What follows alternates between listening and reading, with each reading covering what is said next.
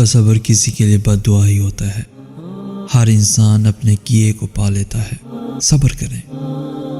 माफ़ करना ना करना आपके हाथ में है। माफ़ कर देना आपके अजर को बढ़ा देता है और इस माफ़ी के बदले में हो सकता है कोई राहत या आसानी मिल जाए, मगर बदला लेने का हक भी आपके पास है। और अगर आप सब्र कर रहे हैं तो बेशक वो ज़्यादा अफजल है।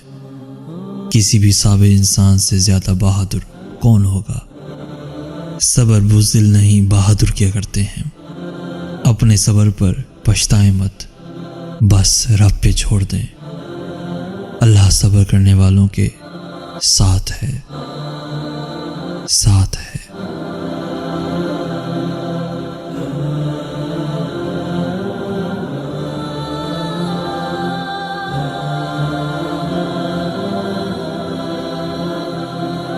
कहना तो चाहिए कि लाइक, शेयर और सब्सक्राइब करें, मगर मुझे लगता है कि आप वही करेंगे जो आपका दिल चाहता है।